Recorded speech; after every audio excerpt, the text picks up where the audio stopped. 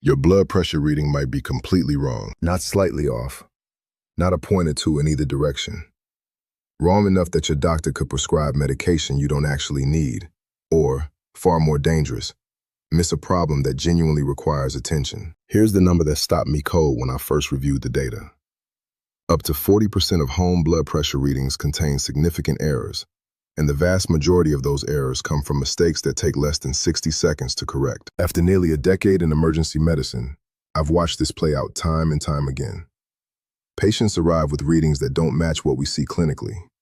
Some are panicked about numbers that were never accurate to begin with. Others have been falsely reassured by readings that masked something real happening beneath the surface. In this video, I'll walk you through 11 of the most common blood pressure measurement mistakes, exactly why each one distorts your numbers, and the specific protocol that gives you genuinely reliable data every single time. And at the end, I'll give you the one calculation that tells you clearly whether it's time to call your doctor or whether you can genuinely relax. But first, let me explain why measurement quality matters more than most people realize. Blood pressure isn't just a number on a screen. It's a window into the health of your entire cardiovascular system, your kidneys, your arterial walls, and increasingly, we understand, your metabolic function at the deepest level. When that window is foggy because your technique is off, every decision that follows, every conversation with your doctor, every medication choice, every moment of reassurance is built on unreliable information. Here's what the biology actually looks like. The cuff on your arm inflates until it briefly stops blood flow through the artery. Then it slowly releases pressure. The point at which blood flow resumes gives you the systolic reading, the top number. The point at which flow becomes fully continuous gives you the diastolic, the bottom number. What the cuff is actually measuring is the pressure your arteries are under right now, in this moment, under these specific conditions. If those conditions are wrong, the reading reflects the conditions, not your actual cardiovascular state. And this connects to something I see in metabolic medicine constantly. Insulin resistance, which affects an estimated 88% of adults to some degree, drives chronic elevation of arterial stiffness, sodium retention, and sympathetic nervous system activation. All three of those mechanisms push blood pressure up, persistently, silently, over years, which means that inaccurate readings don't simply affect whether you take blood pressure medication. They can mask or exaggerate a deeper metabolic process that deserves real clinical attention. Accurate measurement is how you find out whether that process is happening to you. So let's fix the technique. Then the data becomes genuinely useful. Mistake number 1, not resting before you measure. Most people sit down, strap on the cuff, and immediately press the button. It feels efficient. It isn't. Physical activity, even walking across a room, even moving briskly from one part of the house to another, activates your sympathetic nervous system. Your heart rate increases. Your arterial walls tighten slightly as part of a normal adaptive response. That response doesn't vanish the moment you sit down. It fades gradually. Your heart is still cycling at an elevated rate. Stress hormones like adrenaline and cortisol are still circulating. The arterial tone that rose during movement hasn't fully returned to its resting baseline. Research consistently shows that skipping the pre-measurement rest period inflates your systolic reading by up to 11 points. 11 points. That's enough to move someone from a completely healthy reading into a pre-hypertension category, purely because they didn't sit quietly for 5 minutes first. The fix is straightforward. Sit in a proper chair, feet flat on the floor, back supported for at least 5 minutes before you measure.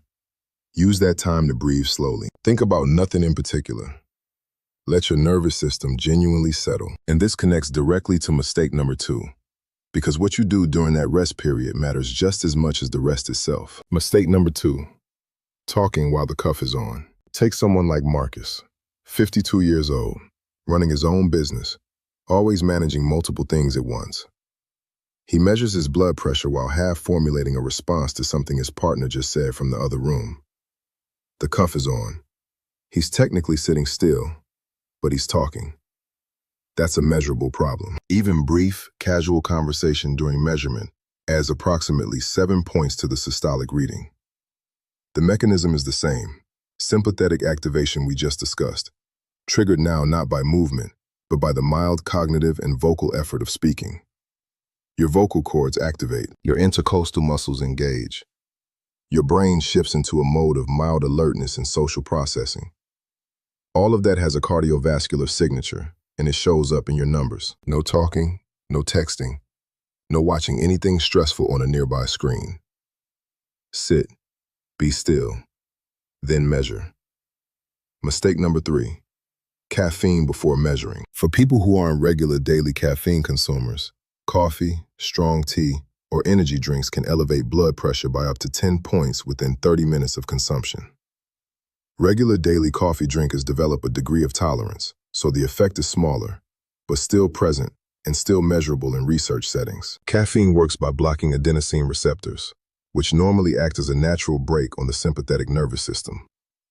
When those receptors are blocked, the sympathetic system runs slightly hotter, and blood pressure reflects that directly. The practical rule is straightforward. Wait at least 30 minutes after any caffeinated drink before taking a reading. If your morning routine involves coffee first and blood pressure second, you're introducing a consistent source of error into every single morning measurement. Over a week of monitoring, that adds up to a systematically distorted picture of where your true baseline actually sits. Mistake number 4, a full bladder. This one surprises almost everyone the first time they hear it. When your bladder is full, your body activates the sympathetic nervous system, partly in response to the physical pressure and the discomfort of retention. It's the same fight-or-flight pathway, activated not by stress or exercise this time, but by the internal pressure signal your bladder sends when it needs emptying. That sympathetic activation has cardiovascular consequences. Studies have measured systolic pressure increases of up to 15 points attributable to a full bladder alone. 15 points from bladder pressure. Go to the bathroom before you sit down to measure. It takes 30 seconds and eliminates a 15-point potential distortion from your data. This is one of the easiest corrections on this entire list and one of the most consistently overlooked. Mistake number 5, crossed legs. This is the single largest postural error in home blood pressure monitoring, and the research behind it is unambiguous. When you cross one leg over the other, you compress the major blood vessels in your lower body, particularly the femoral vein and the popliteal vessels behind the knee. The heart has to generate greater pressure to push blood through those restricted pathways. That increased demand transmits directly into the reading you get from the cuff on your arm. Blood pressure rises, reliably, by an average of 15 points in the systolic reading. 15 points from leg position alone. This is also one of the most natural, habitual postures for many people. We cross our legs without thinking about it. We don't notice we've done it. The cuff inflates while we're sitting exactly the way we always sit, and the reading comes back elevated, and nobody connects the posture to the number. Feet flat on the floor. Both feet flat, every single time. There are no exceptions to this if you want readings you can actually trust. And this connects directly to the next mistake, one that most people have never even considered a problem. Mistake number 6, no back support. When your back isn't supported, your core and spinal muscles engage isometrically to hold your torso upright. That sustained low-level muscular contraction creates a physiological load, similar in mechanism to a mild physical effort, that elevates blood pressure by up to 10 points. It isn't dramatic, but it's consistent, and it compounds with the other errors on this list. People measure sitting on the edge of a bed, or on a stool, or leaning slightly forward. None of these postures feel like exercise, but the body doesn't distinguish between intentional effort and postural maintenance. If your muscles are working, the cardiovascular system responds. Sit in a chair with a proper back. Rest fully against the support. Shoulders relaxed, not rolled forward. Think of it as deliberately removing every possible source of physical effort from the equation. Before I continue with the remaining mistakes, I want to say something directly. None of these errors mean you've been careless. None of them mean you haven't been paying attention to your health. These measurement protocols are almost never properly explained. Not at the pharmacy when you buy your monitor. Not in most routine GP consultations. Not in the instruction leaflet that comes in the box. The system hands you a device, assumes you know how to use it correctly, and then makes clinical decisions based on the data you generate. You're not broken. You simply haven't been given the full picture. That changes right now.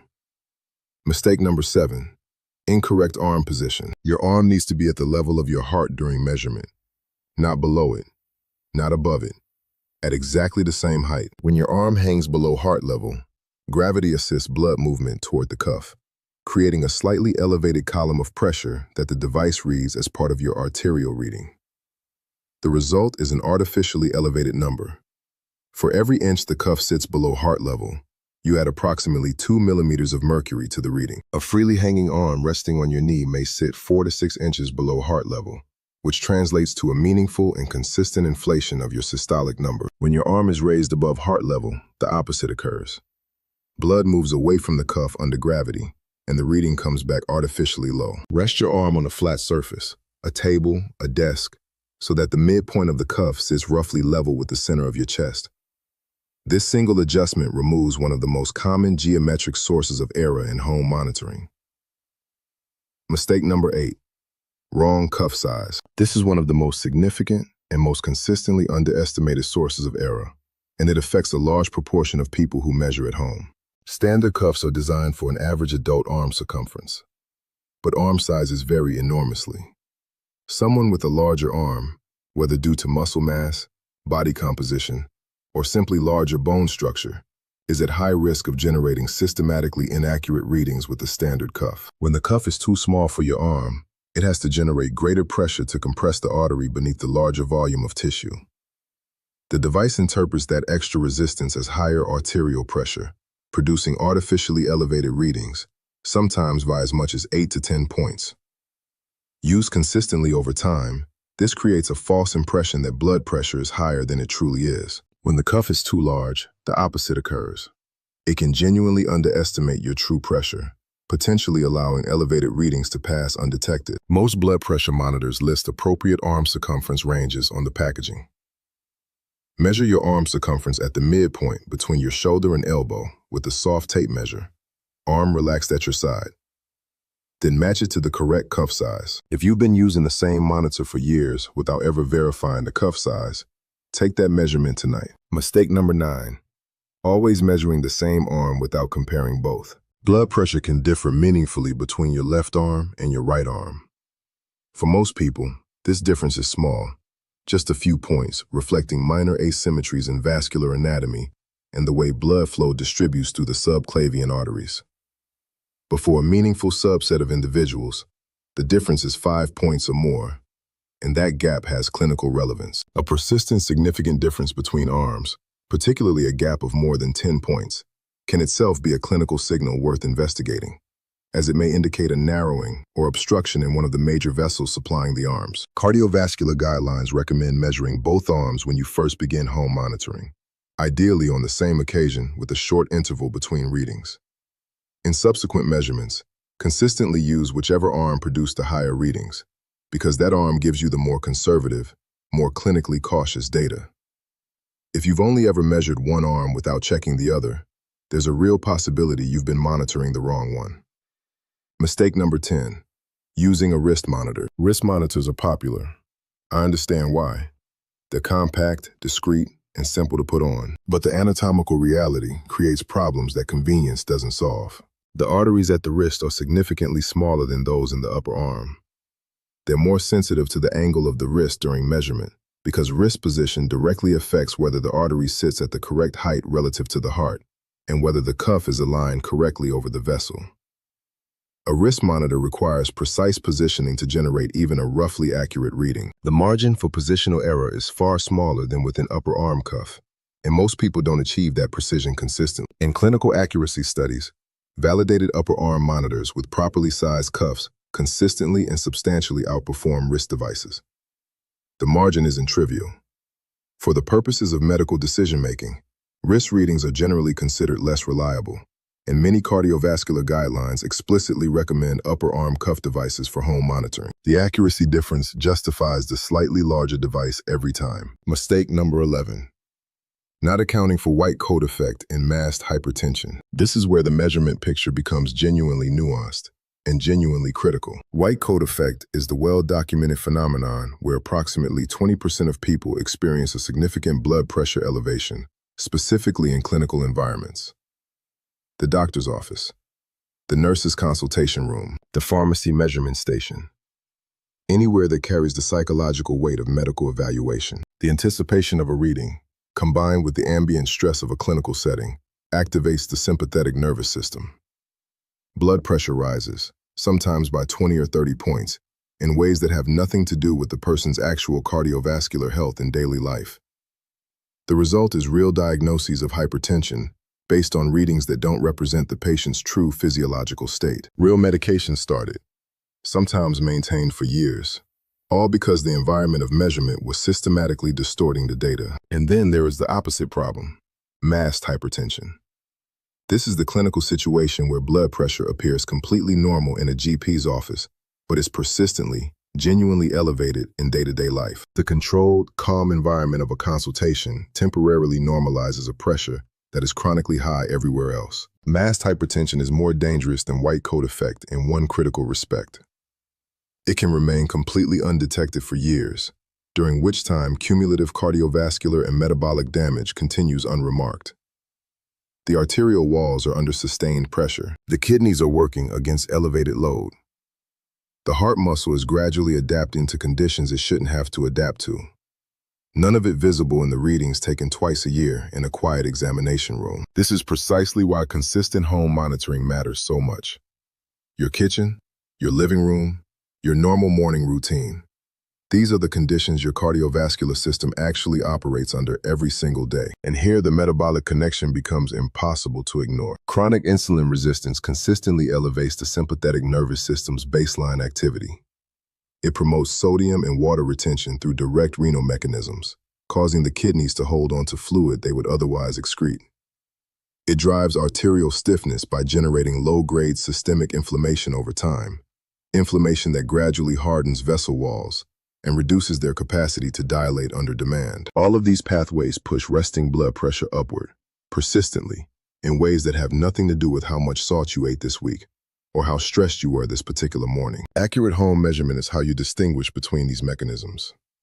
It's the foundation of any genuinely informed conversation with your doctor about what's actually driving your numbers. So let's talk about the correct protocol. Measure twice in the morning, before food, before caffeine, and before any medication. Wait approximately 1 minute between each reading to allow the artery to recover and your nervous system to fully settle again. Record both numbers. Then measure twice in the evening, at a consistent time each day, under the same conditions. Do this for 7 consecutive days. At the end of the week, discard the first day's readings entirely, because first day values often run slightly elevated as the body responds to the novelty of the routine and the technique becomes more automatic. Calculate the average of all remaining readings across the 6 remaining days. That average is your true home blood pressure. If that average sits above 130/80, that's a meaningful signal worth a conversation with your doctor. Not a panic signal, not a crisis, a signal that deserves proper clinical evaluation, taken seriously, followed up appropriately. If your average sits consistently below 130/80, with correct technique applied throughout, that's genuinely reassuring data. The kind of reassurance that's actually grounded in something real and reliable. The difference between that reassurance and unnecessary anxiety, between catching a real problem early and missing it for years, comes down entirely to measurement quality. 11 mistakes, every single one correctable. None of them complicated. Rest for 5 minutes before you begin. No talking, no distractions during the reading. No caffeine in the 30 minutes prior. Empty your bladder first. Feet flat on the floor, no crossed legs. Back fully supported against the chair. Arm resting at heart level on a flat surface. Correct cuff size matched to your arm circumference. Measure both arms initially, then consistently use the higher reading arm. Use a validated upper arm monitor rather than a wrist device. And measure at home, consistently, over time. That's a complete evidence-based protocol. It costs nothing to implement beyond the time it takes to do it correctly. You don't need new equipment. You don't need a different device.